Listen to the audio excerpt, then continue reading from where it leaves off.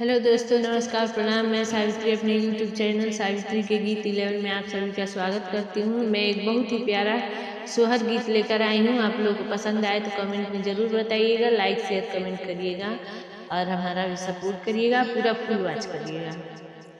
एक मुट्ठी चौरा चोराइले फकहु ना पाइले हो, ललना कमरा में उठेला दरदिया, दरदिए बेआकुल हो।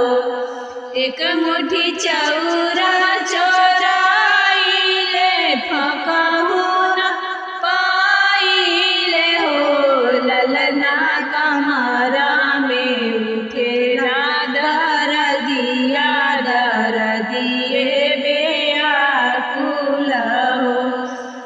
ललना कमरा में उठेला दरदिया, दरदिए बेआकुल हो। मचिया बैठल तू सासु सरबे गुण आगर हो, सासु सुते दाना अपना घोड़ा तरिया, दरदिए बेआकुल हो। मचिया बैठल तू सासु सरब गुण आगर हो, सासु सुते दाना अपना गोड़ा तरिया, दरदिए बेआकुल हो।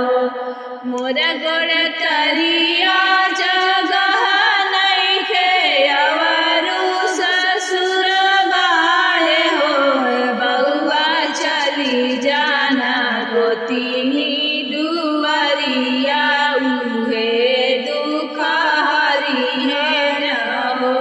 बहुआ चली जाना गोतिनी दुआरिया, तउहे दुख हरी है न हो। ललना कमरा में उठेला दरदिया, दरदिए बेआकुल हो।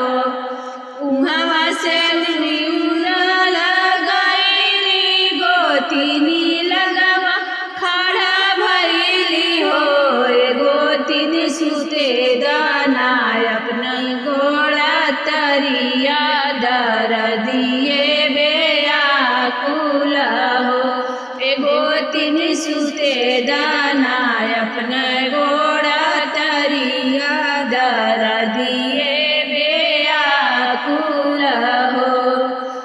ललना कमरा में उठेला दरदिया, दरदिए बेआकुल हो। ललना कमरा में उठेला दरदिया, दरदिए बेआकुल हो।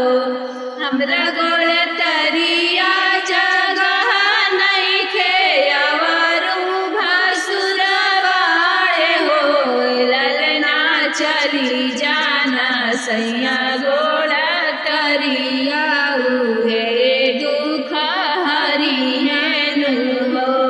गौर चली जाना सैया गोड़ा तरिया, उहे दुख हरी है न हो। ललना कमरा में उठेला दरदिया, दरदिए बेआकुल हो। मुहवा से निहुरा लगैली स्वामी के लगवा खड़ा भइली हो, स्वामी सुते दीना अपना गोड़ा तरिया, दरदिए बेआकुल हो। स्वामी सुते दीना अपना गोड़ा तरिया, दरदिए बेआकुल हो। ललना कमरा में उठेला दरदिया, दरदिए बेआकुल हो।